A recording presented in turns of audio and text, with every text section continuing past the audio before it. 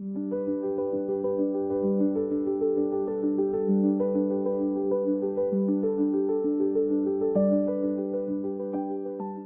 then I would like, I think you have to go to your outcomes. And when you start to look at outcomes, um, there's never a requirement for a proficiency at something unless we're dealing with math, right?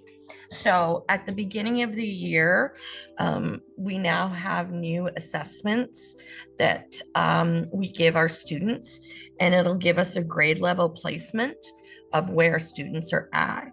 Within Regina Public Schools, if they are 2 grade levels behind, they need to go into adjusted grading. So I'm not sure if that really answers the question. In terms of reading, again, if they are 2 grade levels behind, after grade 3, of course, uh, they go into adjusted grading, which we then make modifications for them.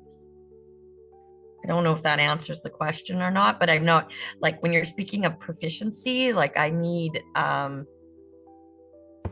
some concrete examples, because other than adding and subtracting and understanding like concept of numbers, I don't, and reading, of course, I don't really see my students as needing a proficiency for me in terms of presenting a concept. Because if I'm presenting a reading strategy, we teach the same reading strategies from kindergarten to university, right? Um, so there's that aspect. If I'm looking at writing, again, we're teaching the same. We kind of meet the students where they're at in writing. We don't have like a benchmark. I mean, we can easily see if they're 2 grade levels behind, that becomes quite apparent. So then again, we would make modifications. Maybe the student needs a laptop to work on.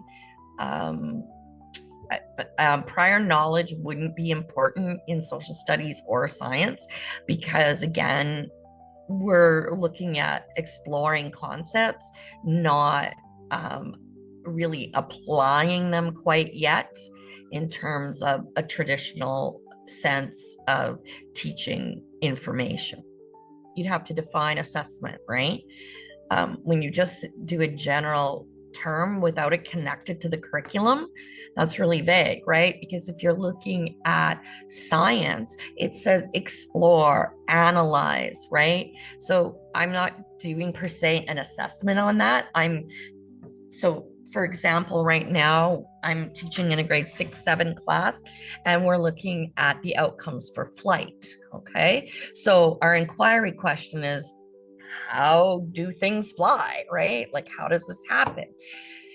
So I front load my students with some activities. It might be vocabulary. It might be, we did parts of a plane and they researched the parts, and I'm assessing all of that, right? So this is done on Google Documents, where they're bringing their research skills in and showing me what they've learned.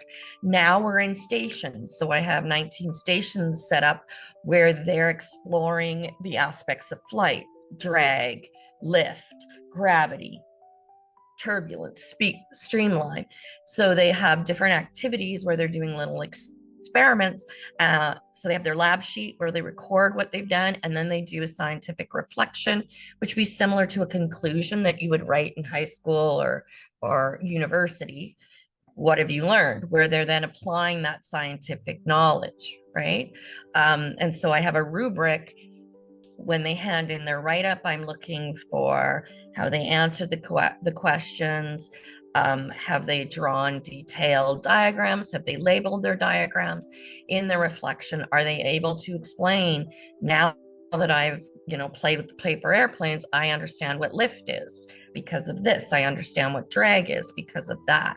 So again, there's so many forms of assessments that if you're looking at a test per se, I don't use tests in my